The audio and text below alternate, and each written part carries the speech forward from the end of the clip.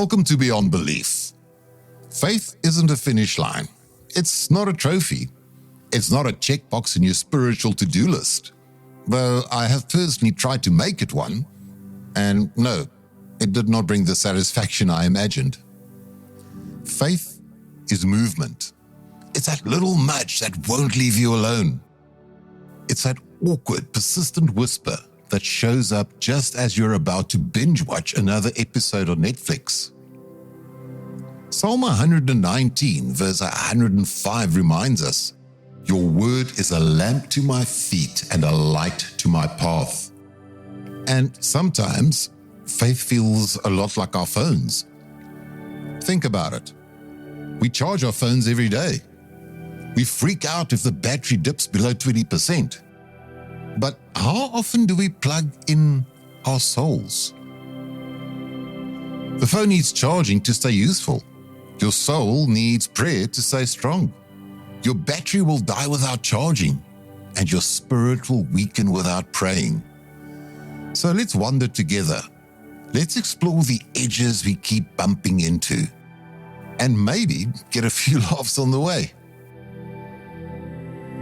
So, now that we've settled in, this podcast is for the curious, for the cautious, for the I think I believe, maybe types, and for those who think prayer is some kind of complicated Wi-Fi password they never quite get right. Because here's the truth. Prayer isn't about perfection. It's about presence. It's about showing up, even when your spiritual Wi-Fi is weak. Today, we're talking about prayer and charging your soul. Not the kind that sounds like a corporate board meeting with God. Not the kind that makes you feel like a performance artist at a synagogue.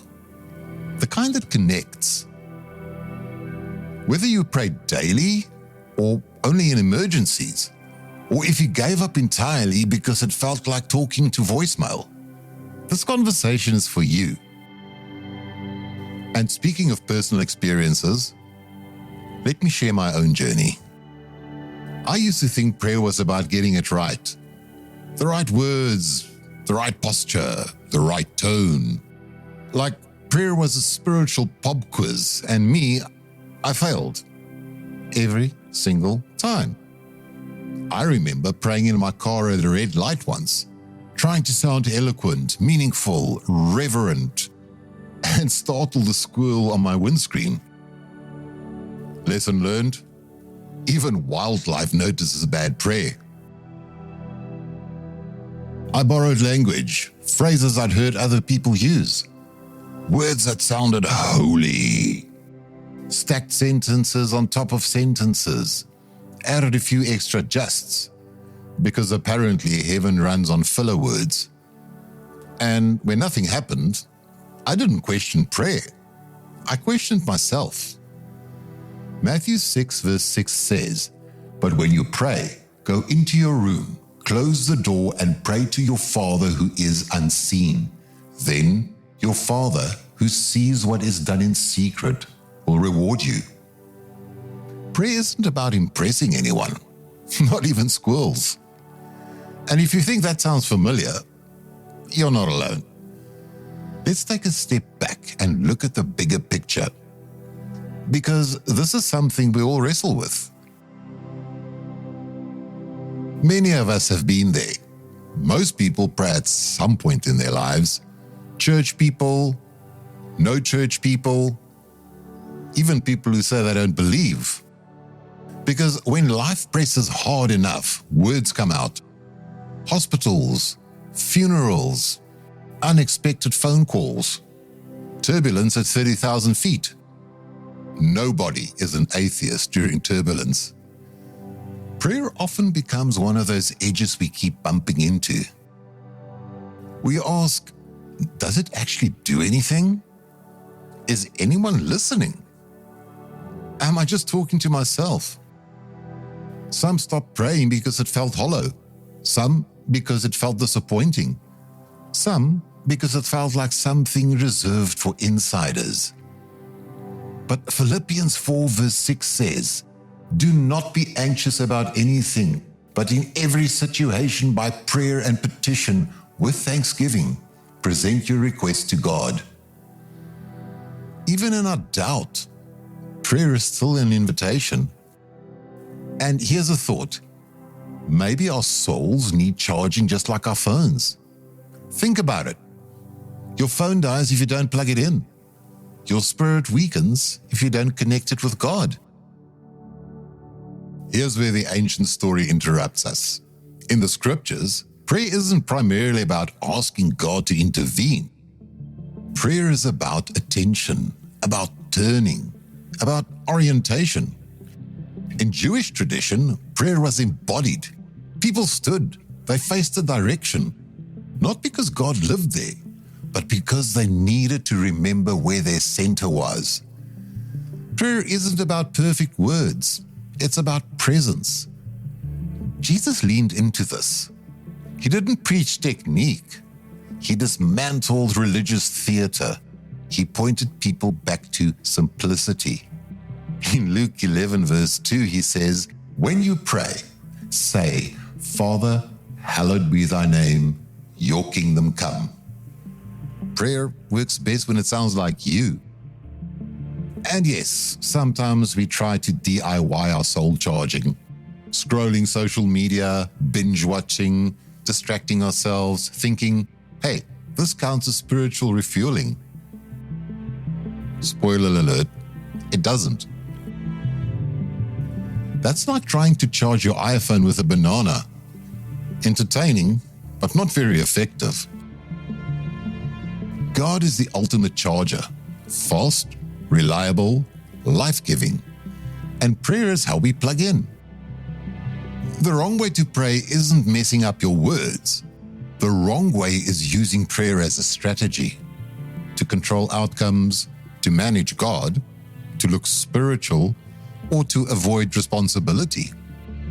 In Matthew 6 verse 5, Jesus warns, "And when you pray, do not be like the hypocrites, for they love to pray standing in the synagogues and on the street corners to be seen by men. Truly, I tell you, they have their reward." Prayer is surrender, not performance. And here's the exciting part.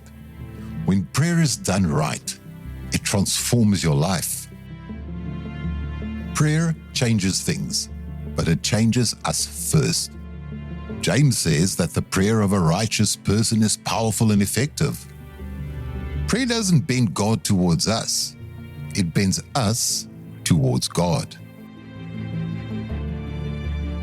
Which brings us naturally to a question we all face. How do we pray in everyday life? Without drama, without performance, without that squirrel judgment. You start where you are. Bring your frustration, the gratitude, the doubt. God can handle honesty. Keep it simple. Bread, forgiveness, direction. And pray with your life. Let your actions echo your words. 1 Thessalonians 5:17 says, "Pray without ceasing." Even awkward prayers count. Even short ones count. Even grumbled ones count. And here's a practical reminder. Charge your soul like you charge your phone. Don't wait until 1% battery. Don't wait for a crisis. Don't let your spiritual Wi-Fi die. So here's a quick exercise. Right now, close your eyes and imagine plugging your soul in. Picture God's light flowing in, filling every empty spot. Breathe and feel the recharge. I still pray, but it looks different. Less theater, more awareness, less performing, and more listening. Prayer hasn't solved every problem, but it's changed how I show up inside them. Psalm 46 verse 10 says, "Be still and know that I am God." If your prayer feels awkward or unfinished, that's okay. That's where it begins. Prayer isn't proof that you believe. It's a practice that keeps you open. You don't pray because you're certain. You pray because you're willing. And when your soul is fully charged, life starts to glow. So, may your prayers sound like your real voice. May you release the need to impress. May you discover a God who is closer than you ever imagined. May you plug in daily, recharge fully, and live fully.